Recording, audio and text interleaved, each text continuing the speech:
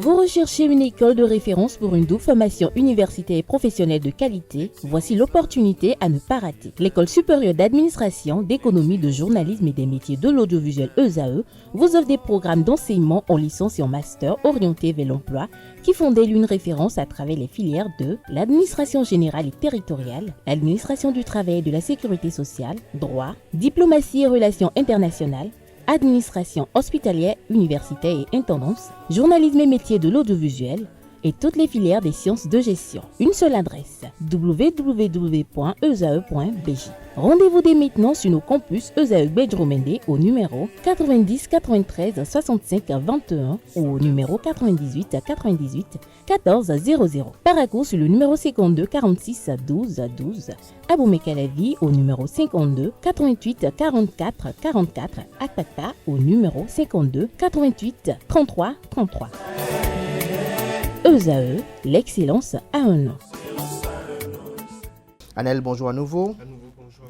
Marcel Gbetablé décroche la médaille d'or pour le Bénin aux Jeux mondiaux en Chine. Effectivement, le Bénin décroche la médaille d'or aux Jeux mondiaux de Chengdu grâce à Marcel Gbetablé.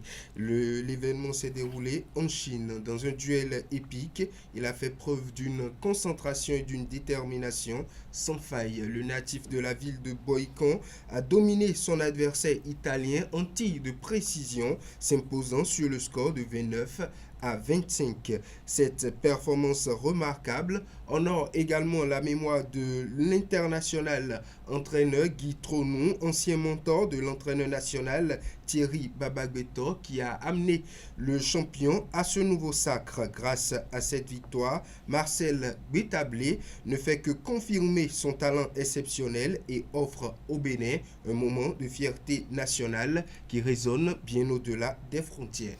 Et puis la CAF, la Confédération africaine de football, qui annule l'homologation du stade de l'amitié, Général Mathieu Kérékou de Cotonou. La Confédération africaine de football a revu sa décision concernant le stade de l'amitié Général Mathieu Kérékou de Cotonou. Après avoir initialement donné son feu vert pour les rencontres de la Ligue des champions et de la Coupe de la Confédération africaine, l'instance dirigeante a fait marche arrière. Ce retour a été motivé par un nouveau rapport d'inspection. Selon les informations recueillies, la CAF a sollicité des données supplémentaires auprès de la Fédération béninoise de football, incluant des photos et des vidéos. Ces éléments ont révélé que si la pelouse est bien finalisée, les travaux de rénovation de l'enceinte sportive sont toujours en cours, ce qui a alors amené l'instance dirigeante du football du continent à revoir sa décision de réintégration du mythique stade de la ville métropole du Bénin. Cette annulation met en difficulté les deux clubs béninois engagés en compétition africaine, Dadje Football Club et Coton Football Club.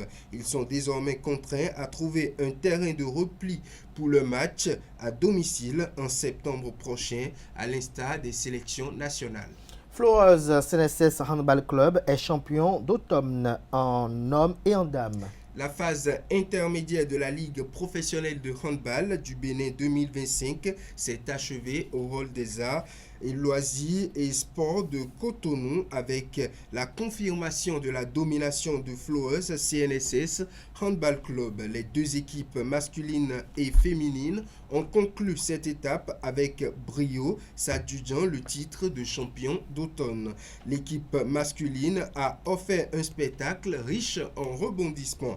Après une victoire prometteuse contre Energy Handball Club, les joueurs ont connu un passage à vide, subissant des défaites face à Asso Model de Porto Novo et Adidja Handball Club de Cotonou. Leur qualification pour les demi-finales n'a tenu qu'à un fil, obtenu grâce à une meilleure différence de but.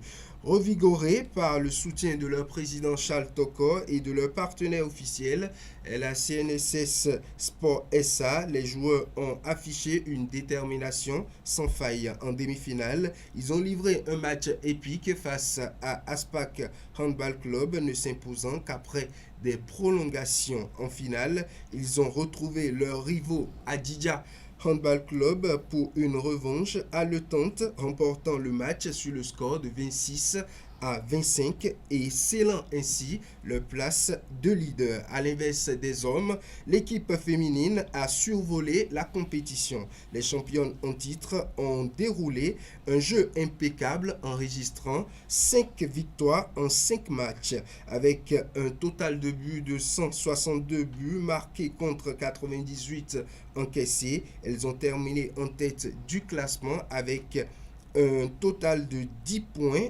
loin de leur dauphin Adidja Handball Club de Cotonou. Cette performance témoigne de leur détermination et de leur travail acharné. En conclusion de cette deuxième et avant-dernière phase du championnat national de handball, Flores CNSS se positionne plus que jamais comme un favori incontesté pour le titre de champion de la saison. Pour le titre de champion de la saison, merci à vous pour cette présentation de l'actualité sportive. Merci une fois encore à Nasrine Fatoumi qui est restée jusque-là en plateau. À présent, on va les remercier tous les deux et convoquer en plateau Francis Olafahami et Atifa et Itaï Olafa, l'un pour la définition du jour et l'autre pour les trucs et astuces.